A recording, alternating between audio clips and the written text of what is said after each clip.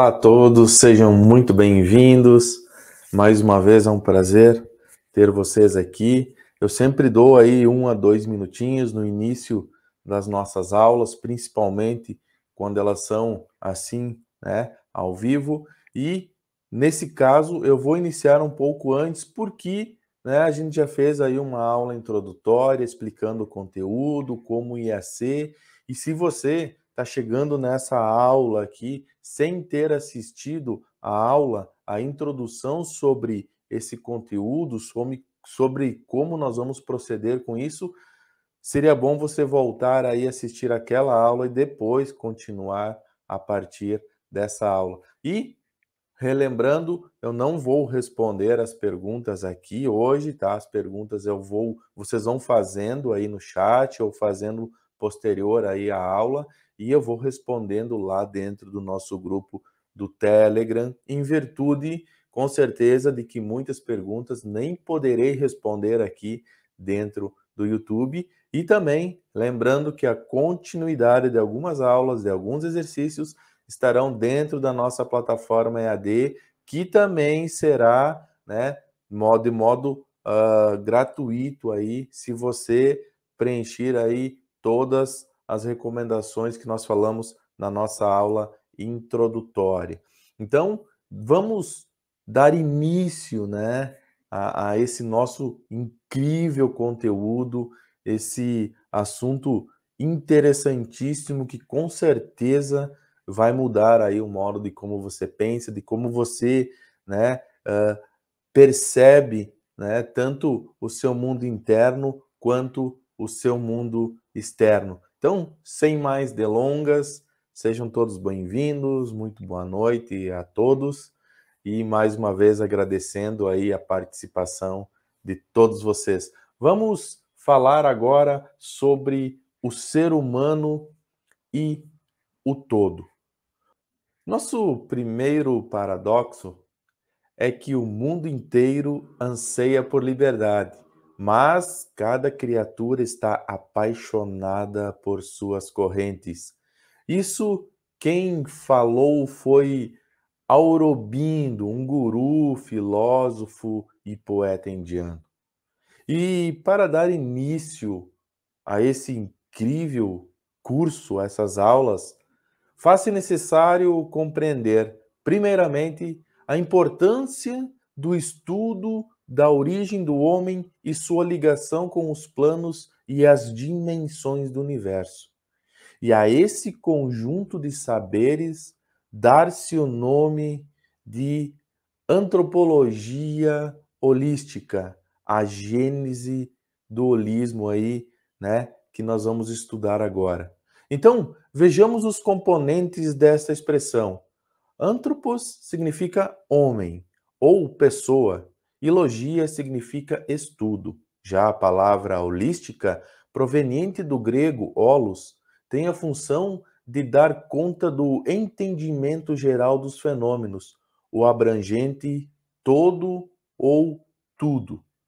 Importa destacar ainda outro termo que será muito utilizado em nosso estudo, qual seja gnosis, palavra esta igualmente proveniente do grego, significando conhecimento superior. Porém, tal conhecimento não está adstrito à religião ou a seitas, pois pertence aos níveis de saber voltados à ciência, à mística, à filosofia e à arte. Já a era de Aquário tem como características as mensagens e os mensageiros. Um dos indispensáveis ao nosso estudo é Samael. Em sânscrito, significa avatara. Mensageiro, observemos, portanto, algumas palavras desse venerável mestre entregues por ordem da Loja Branca. Um mensageiro ou avatara é, em síntese, um recadeiro, um homem que entrega um recado, um servidor, um servo da grande obra do Pai, que estas palavras não criem nenhum equívoco, estando especificada com toda clareza, Sou um criado, servente ou mensageiro, estando entregando uma carga cósmica, visto que estou entregando-a. De acordo com o próprio Samael, ainda o seu nome representaria o rei do fogo, dos vulcões, porém, explica o referido mestre. Sem dúvida, ele é ele, e eu sou unicamente seu Diane. Como diria Maomé, Alá é Alá, e Maomé, seu profeta. E agora, falando um pouco sobre a distância entre evoluir e possuir. As vibrações de Aquário vêm trazendo inúmeras transformações ao sistema solar, sejam elas de ordem material ou comportamental. Bem se nota o avanço tecnológico avassalador e as modificações culturais. Todavia, infelizmente, notamos uma paralisação ou até mesmo um retrocesso na evolução espiritual e nos valores humanitários. Mentes com potencial fantástico corrompidas pelo crime, inteligências fabulosas degeneradas pelas pseudofacilidades.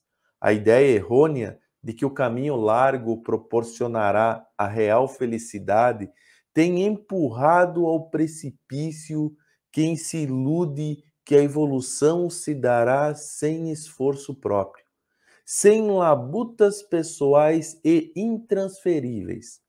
Todas as pessoas possuem a centelha, o potencial interior que as levará a grandes obras, mas pequenas quantidades delas são sábios e iluminados, está disposta a explorar essa potência. Apenas uns poucos admitem a si mesmos que a distância entre evoluir e possuir é gigante. Os dois termos não precisam andar separados, mas são obviamente distintos entre si. Átomos, moléculas, astros e seres vivos fazem parte do planeta. Estão todos ligados ao sistema solar. Cada um desses elementos é, ao seu modo, parte da engrenagem universal. Entretanto, a Irmandade não dispensa, de forma alguma, os esforços individuais. Afinal, toda evolução é intransferível, tarefa única de cada ser. Podemos receber auxílio das forças às quais nos identificamos, mas jamais isenção da árdua busca pessoal. Somente com a devida dedicação da senda espiritual conseguiremos afrouxar aos poucos as amarras dos mecanismos naturais que, por tantas vezes, nos mantêm presos. Já consciência e vibração. Define-se consciência basicamente como a percepção de quem se é, onde está e o que está fazendo. Mas, pormenorizadamente, podemos entender a consciência como o que se passa em nós, nosso aval interior, a essência da sinceridade em relação a nós mesmos. Só o aqui e o agora podem fazer parte desse conceito. Futuro ou passado não correspondem à consciência. Quando ficamos preocupados com o futuro ou melancólicos pelo passado, estamos dando abertura a elementos que prejudicam a plena posse da consciência. Tudo o que existe no universo é constituído por vibrações. As transformações e o movimento estão na base de tudo, desde o reino mineral ao animal. A vibração é o cerne da atividade universal. Porém, quanto mais sólida for a matéria, mais baixa é sua vibração. Quanto mais leve, mais sutil, mais elevada é a frequência. O exemplo clássico é o da luz. A vibração da luz ultrapassa ferozmente a de corpos densos. Nossas percepções, todavia, só consegue alcançar alguns tipos de frequência. Na escala de vibrações, o pensamento possui uma frequência muito maior do que do ar. Entre as altíssimas vibrações estão as percepções extrasensoriais, dentre elas a telepatia, a clarividência, a psicometria e a levitação. Os povos orientais costumam chamar as vibrações elevadas de siddhis. Essa palavra literalmente significa realização, sucesso, mas é usada como um sinônimo de poder espiritual no budismo tântrico e no hinduísmo. O tema da vibração guarda estreita relação com o da consciência, uma vez que esta tem uma vibração tão alta que ultrapassa todos os exemplos acima citados. A felicidade e o conhecimento infinito possuem morada na consciência, pois ela apresenta uma vibração superior, inclusive à da mente. Os poderes mentais só serão efetivos para atingir o ser quando estiverem voltados à consciência.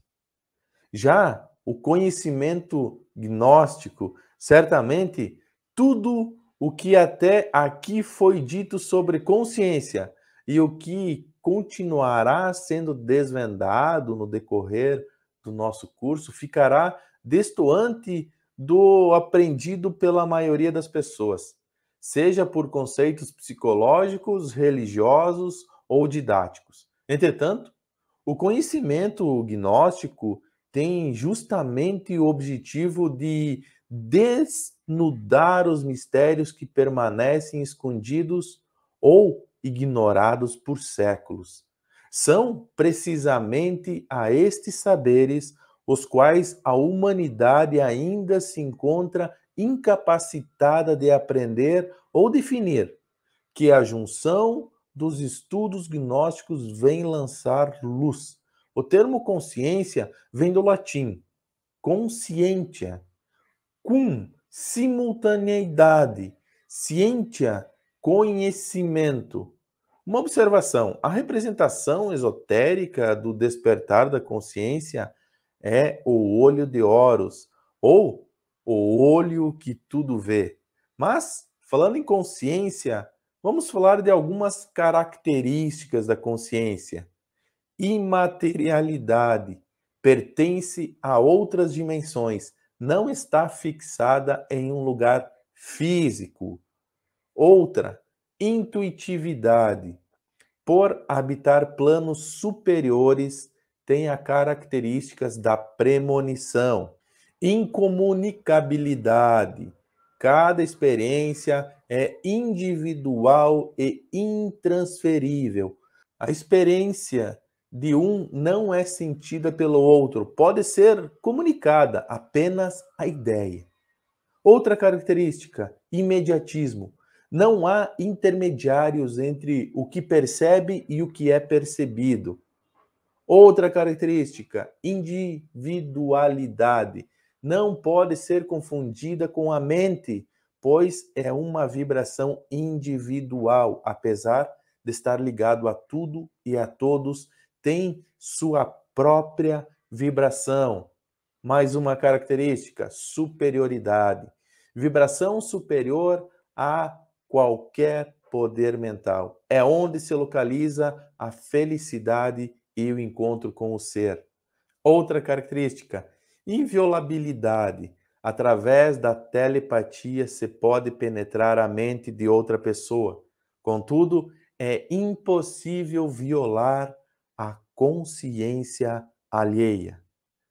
Vamos ver alguma técnica para despertar a consciência adormecida. Essa técnica é chamada de chave do sol, uma das técnicas para se despertar a consciência adormecida. Ela consiste em responder as seguintes perguntas: quem sou? Onde estou? O que estou fazendo? A técnica reside na essência do conceito de consciência. Só existe o aqui e o agora. O futuro é projeção, o passado, uma lembrança. Então, vamos fazer um pequeno teste de consciência. Um bom exemplo para testar se estamos conscientes é o teste do relógio. Eu já comentei sobre esse teste numa outra live aqui no canal, e nele devemos utilizar as 3 perguntas acima referidas. Quem sou? Pense no seu nome e se conscientize de quem é você. Onde estou? Olhe para o lugar onde está e se conscientize dele. O que estou fazendo? Um teste para avaliar sua capacidade de permanecer no momento presente, ou seja, na sua consciência. Depois de todas essas perguntas respondidas para você mesmo, olhe para o relógio e se concentre no ponteiro maior, contando assim os minutos que consegue. Apenas se concentrar no relógio, sem que qualquer outro pensamento cruze a sua mente. No instante exato em que pensar em outra coisa que não seja no ponteiro maior, acabou o teste. Este foi o tempo que conseguiu você ficar consciente. A psicologia afirma que as pessoas possuem consciência permanente, o que é um equívoco. Se considerarmos esse teste, uma vez que a maioria das pessoas não consegue ficar mais de 3 minutos concentradas no teste, ou seja, conscientes. Aliás, sobre a descontinuidade da consciência, Jung já admitia, pois fazia a clara separação entre mente, pensamentos e consciência, que, como já dissemos aqui, são coisas distintas, posto que a última possui uma vibração bem maior que as duas outras. Não há despertar da consciência sem dor. As pessoas farão de tudo, chegando aos limites do absurdo para evitar enfrentar a sua própria alma. Palavras aí do próprio Jung. Falando agora um pouquinho sobre natureza versus humanidade adormecida. A humanidade utiliza apenas cerca de 3% da consciência. Os outros 97% estão presos aos eus psicológicos que a mente cria para sobreviver neste mundo. Quais sejam vaidade, egoísmo, máscaras e toda sorte de distrações para não enfrentar a consciência. A evolução de cada indivíduo está completamente separada da evolução da natureza, posto que a ordem natural das coisas precisa de uma humanidade adormecida para que continue agindo sobre nós. Grave isso que eu acabei de dizer. Analisando a organização do planeta, percebe-se que existem raios cósmicos que chegam a nós e depois voltam à Terra, em forma de sustentáculo e alimento. Se todas as pessoas evoluíssem ao mesmo tempo, deixariam o planeta não mais servindo aos propósitos sustentáveis deste. Portanto, as circunstâncias externas sempre estão conduzindo para que a revolução da consciência e a redescoberta do ser não aconteçam. A consciência é o sexto corpo encarnado, possuidora de uma vibração altíssima. Ali se encontra a sabedoria transcendental, associada a poderes como clarividência, telepatia, premonição e por aí vai. Aliás, O isolamento é uma das características dos praticantes da alta magia, profetas e iniciados, dos quais destacam-se alguns exemplos como Buda, Moisés, Jesus Cristo, que tiveram passagens de isolamentos nas montanhas. Lugares desertos proporcionam um acesso mais fácil a forças ocultas, pois, como o frisado, o meio onde vivemos, cheio de influências externas, não facilita o nosso trabalho evolutivo. No que concerne às altas montanhas, especificamente, nota-se uma vibração superior, já que estão relacionadas também aos objetos voadores não identificados, ou comumente chamados de OVNIs. Já falando um pouco agora sobre a multiplicidade do ego versus a busca pelo ser. Com alguma atenção, notamos que há sempre uma dualidade do ser. Às vezes queremos, às vezes não queremos, às vezes fazemos, às vezes não fazemos. Às vezes somos ágeis, às vezes monótonos. Ninguém é bom o tempo todo, ninguém é mau o tempo todo. Somos duais. É um dos maiores entraves à evolução da consciência é acreditar-se único. O ser humano é muitos, não um, o que revela uma multiplicidade do ego. A partir daí, percebe-se que o progresso interno e individual só se dará quando houver uma detida análise própria, uma análise do que move e do que alimenta cada um dos nossos egos. Sem esforço individual e consciente, não será possível o reencontro com o ser. Apenas a sustentação permanente dos nossos múltiplos egos. No livro Além do Bem e do Mal, o autor Nietzsche assevera, graças à mecânica complicada de nossa abóboda estrelada, somos determinados por morais diferentes. Nossas ações se iluminam alternadamente de cores diferentes, raramente tendo um sentido único, ocorrendo com bastante frequência agirmos de maneira multicor. Na batalha pela iluminação interior, percebemos que vários sábios já afirmaram a necessidade de atenção sobre as próprias atitudes e sobre o poder do aqui e do agora. Vejamos as observações de Samael nesse sentido. Então dizia ele: o fato concreto e definido de que o trabalho íntimo inicie com a atenção concentrada na observação plena de si mesmo é motivo mais do que suficiente para demonstrar que isto exige um esforço particular de cada um de nós.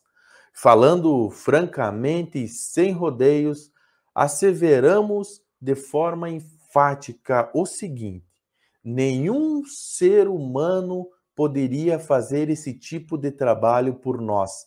E ele complementa: precisamente aqui, neste nosso mundo físico, devemos trabalhar para o despertar da consciência.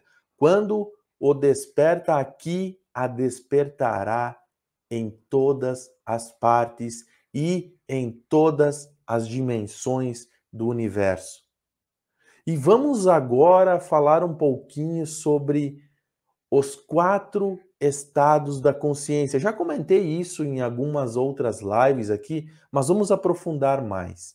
A consciência se divide em 4 estados: sono, estado de vigília, autoconsciência e consciência objetiva.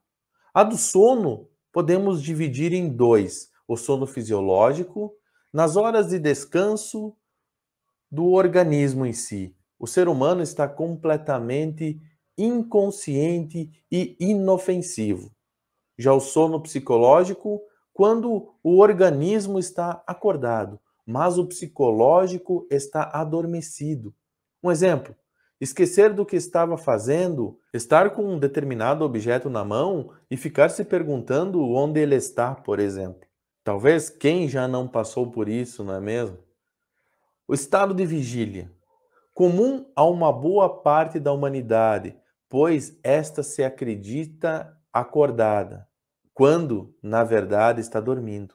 Porém, diferente do sono psicológico, no qual ocorre um estado de passividade orgânica, no estado de vigília, a pessoa está agressiva, dominada pelos eus psicológicos, pela programação do inconsciente, que raramente está associada às virtudes do ser, mas sim aos defeitos do ego, que através de mentiras e ilusões faz de tudo para se proteger. E aqui é muito trabalhado aí com a hipnoterapia, essa questão que a gente acabou de falar agora. Mas vamos adiante. A autoconsciência significa a constante observação de si mesmo, de quem é, do que está fazendo e de onde está. É a plena atenção no momento presente. Porém, o primeiro passo para esta aguçada observação é admitir que estamos dormindo psicologicamente ou em estado de vigília na maior parte do tempo.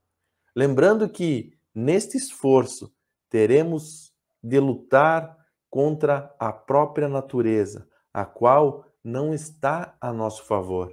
Não facilitará nosso trabalho individual. Sobre este assunto, vejamos as palavras de Samael em sua obra Astrologia Hermética. Então, disse ele: os 4 evangelhos exigem o despertar, porém, infelizmente, não dizem como consegui-lo. Antes de tudo, torna-se necessário compreender que se está adormecido. Somente quando alguém se dá conta cabal de que está adormecido, entra de verdade no caminho do despertar. Voltando às nossas consciências, a consciência objetiva é o mais alto grau de iniciação. É representado pelo olho que tudo vê, olho de Horus. Este quarto estado é o objetivo de toda a busca interior, o conhecimento puro da realidade. Os ocultistas e místicos chamam este estado de iluminação. Ainda, no livro supracitado do mestre Samael, vejamos definições a respeito disso. O que ele falava? Se todas as pessoas tivessem despertado a sua consciência, a Terra seria um paraíso. Guerras não haveria, não existiria o meu e o teu. Tudo de todos seria e viveríamos uma idade de ouro. Quando alguém desperta a consciência, quando adquire a consciência de si próprio, vem a conhecer a verdade sobre si mesmo. Ainda, o quarto estado de consciência, o quarto piso da casa, é realmente formidável. Somente quem chega à consciência objetiva, ao quarto estado de consciência, pode estudar as coisas em si mesmas.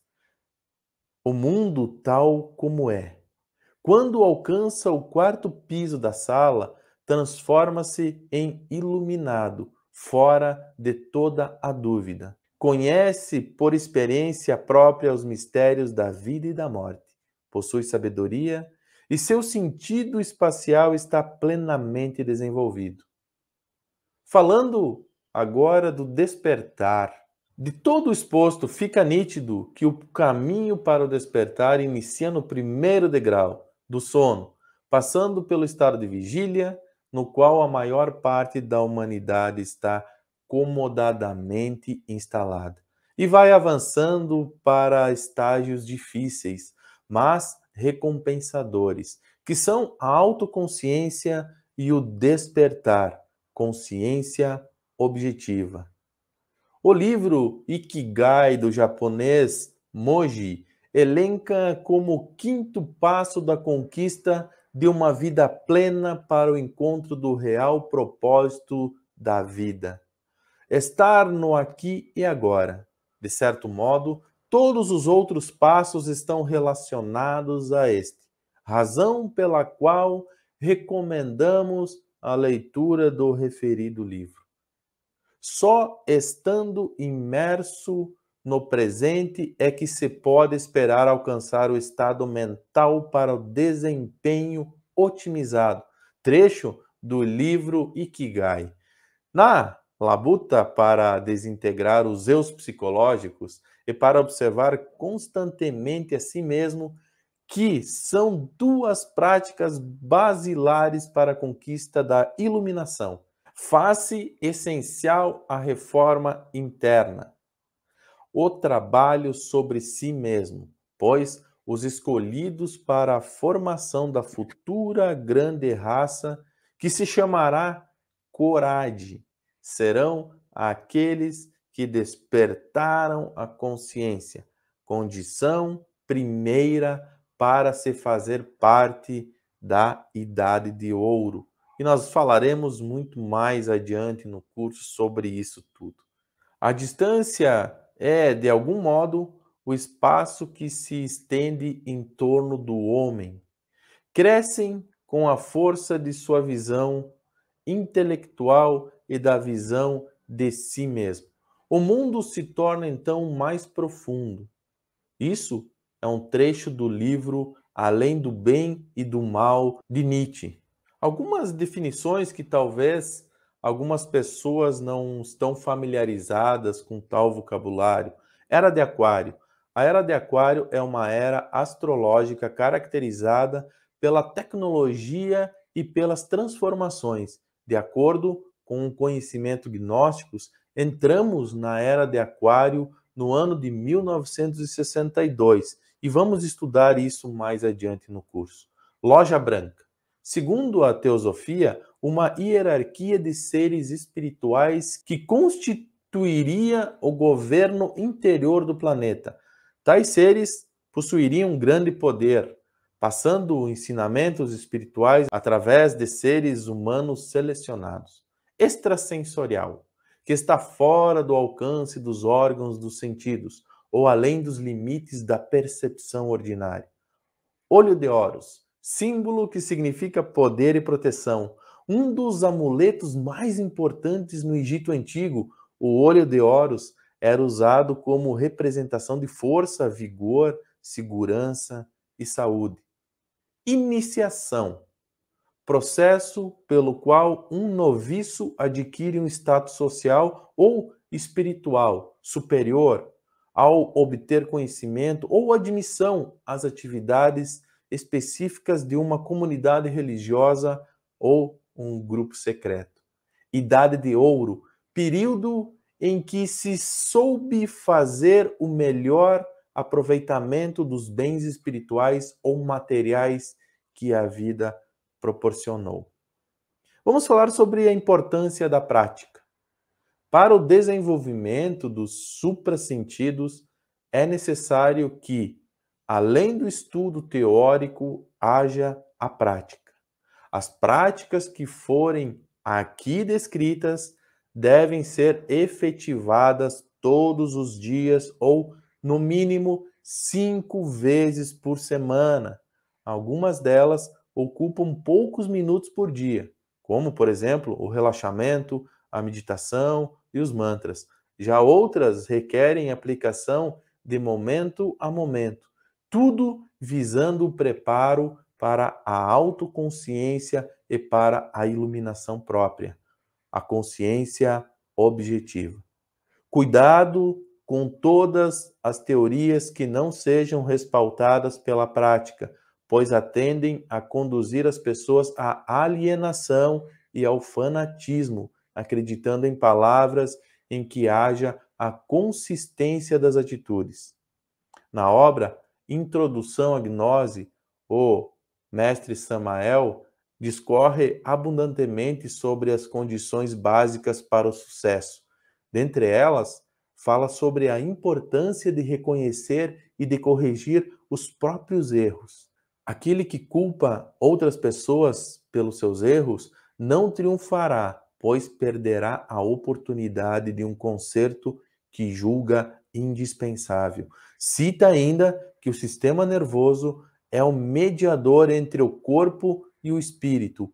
Caso esse sistema esteja sobrecarregado de trabalho e não ocorra o descanso justo, seremos reféns da neuroastenia. E o que seria essa neuroastenia? Cansaço crônico e fraqueza sem causa aparente. Também de suas correlatas impaciências, cólera e mau humor. Uma prática.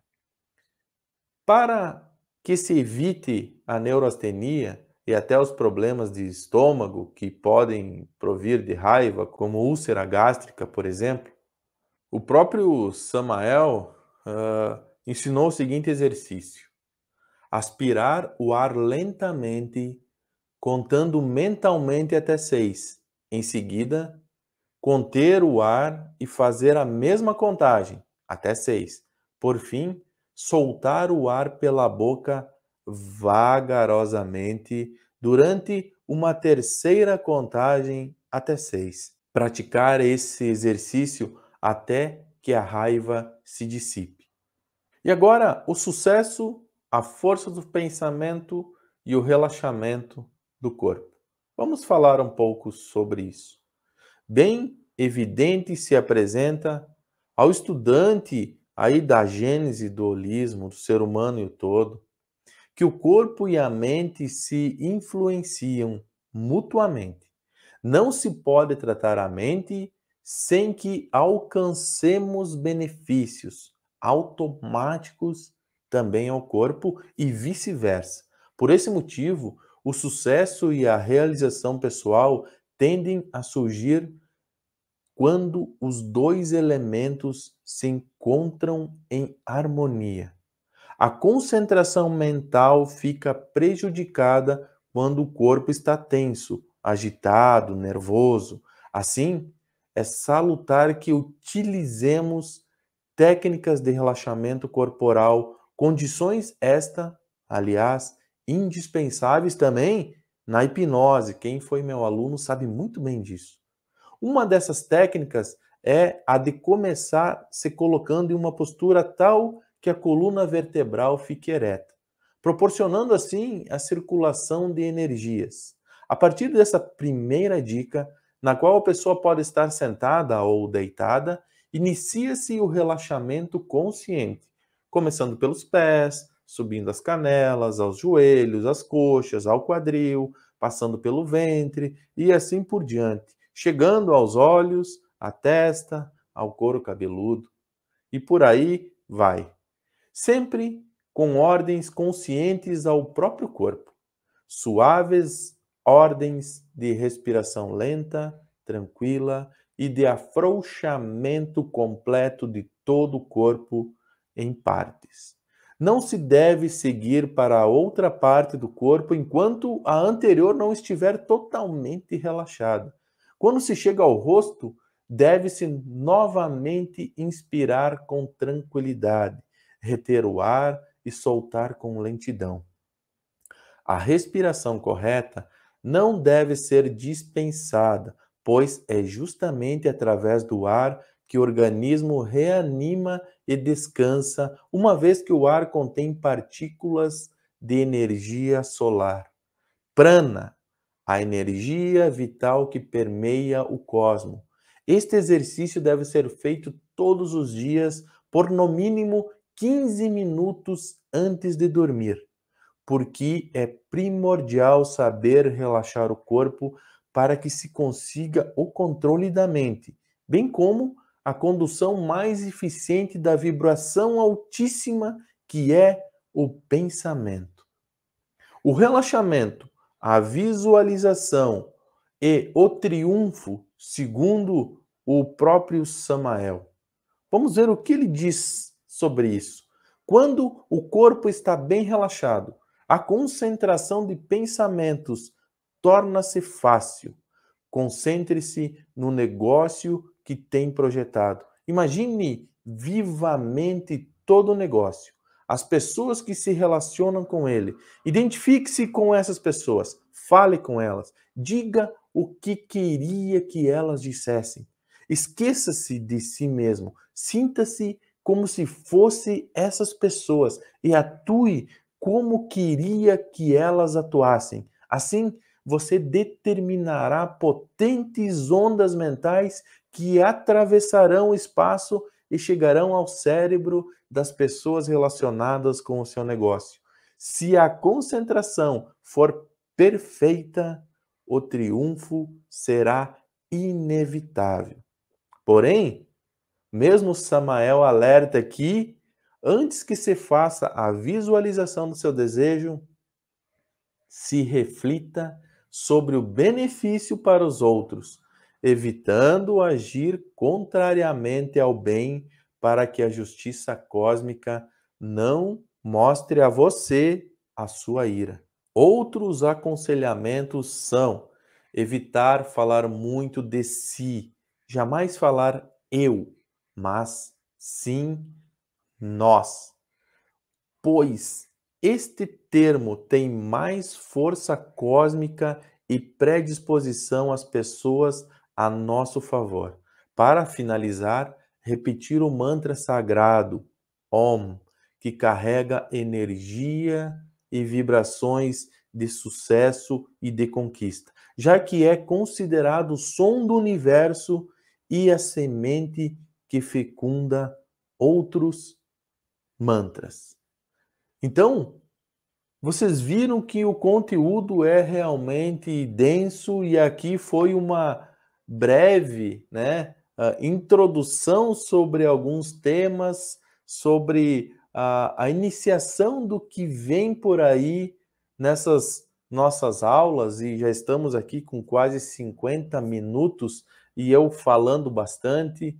Então, eu quero deixar aqui, essa primeira mensagem, essa nossa primeira aula com bastante conteúdo, bastante informações e, como eu disse, já aqui um pequeno exercício, uma pequena dica, uma pequena prática para que você já comece o seu processo, sim, iniciático, o seu processo de libertação, o seu processo aí de transformação através desses pequenos exercícios práticos. E